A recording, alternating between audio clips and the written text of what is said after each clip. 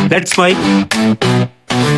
Day special. नमस्कार, Let's Mic में आपका स्वागत है। डे स्पेशल के साथ मैं राखी जैन। 26 फरवरी 1857 भारतीय इतिहास की वो तारीख जिसने गुलामी के अंधेरे में पहली बार खुलकर प्रतिरोध की लौ चलाई। बंगाल की धरती पर उस दिन अंग्रेजी हुकूमत के खिलाफ जो चिंगारी भड़की, वो आगे चलकर 1857 की महाविद्रोह भारत की पहली जनक्रांति में बदल गई।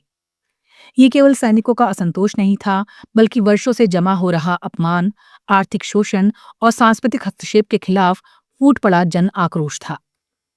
ईस्ट इंडिया कंपनी का शासन उस समय भारत के बड़े हिस्से पर स्थापित हो चुका था। व्यापार के बहाने आई कंपनी अब सत्ता का रूप ले चुकी थी। भारतीय राजाओं के राज्य हड़पे जा रहे थे, किसानों पर करों का बोझ बढ़ता जा रहा था और भारतीय सैनिकों, जिन्हें सिपाही कहा जाता है, के साथ भेदभाव किया जा रहा था। वेतन, पद और सम्मान हर स्तर पर भारतीयों को अंग्रेज अधिकारियों से कमतर माना जाता था। इसी पृष्ठभूमि में 26 फरवरी 1857 को बंगाल में असंतोष खुलकर सामने आया। सैनिकों के बीच ये खबर फैल चुकी थी कि नई एनफील्ड राइफल की कारतूसों में गाय और सुअर की चर्बी का इस्तेमाल किया जाता है। कारतूस को दांत से काटना होता था, जो हिंदू और मुस्लिम दोनों सैनिकों की धार्मिक भावनाओं को ठेस पहुंचाता था। ये केवल धार्मिक मुद्दा नहीं था, बल्कि विश्वास के टूटने का प्रतीक था। सैनिकों को लगा कि अंग्रेज उनकी आस्था का अपमान कर रहे हैं। बैरकपुर और आसपास की छावनियों में बेचैनी साफ दिखाई देने लगी। असंतोष धीरे धीरे विद्रोह में बदल रहा था। इसी माहौल में एक नाम इतिहास के पन्नों पर दर्ज हुआ, मंगल पांडे।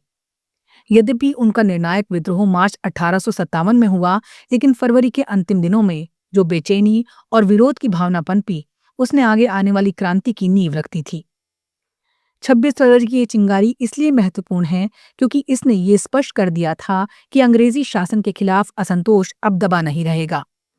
सैनिकों का गुस्सा जनता के गुस्से से जुड़ने लगा।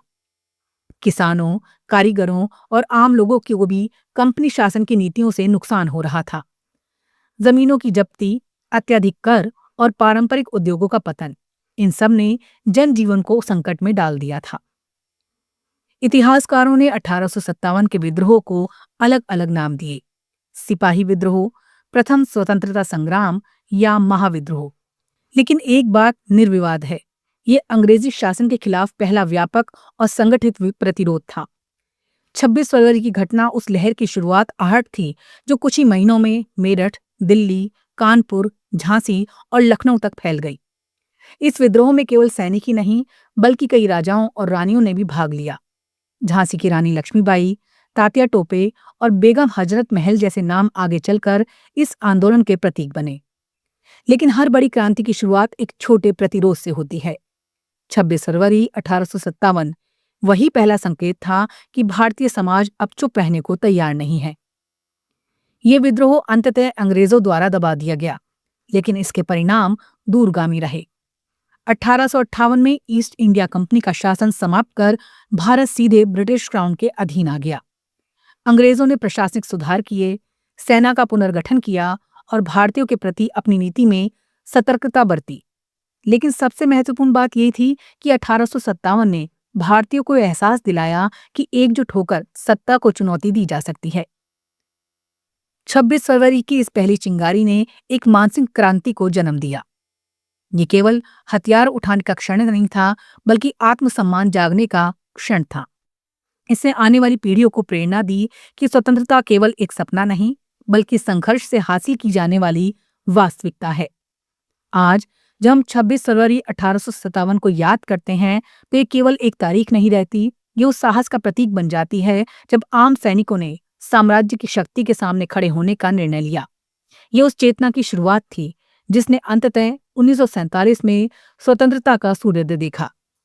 इतिहास की हर बड़ी कहानी की तरह ये कहानी भी एक छोटी चिंगारी से शुरू हुई थी। 26 फरवरी 1857 की वो चिंगारी आज भी हमें याद दिलाती है कि अन्याय के खिलाफ आवाज उठाना स्वतंत्रता की पहली सीढ़ी है। यही इस दिन का संदेश है और यही इसकी अमर विरासत। डे स्पेशल में फिलहाल इतना ही। देखते रहिए, सुनते रहिए लेट्स माइक। नमस्कार। आप सुन रहे थे Let's Mic more than radio. Follow कीजिए हमें हमारे सोशल मीडिया प्लेटफॉर्म्स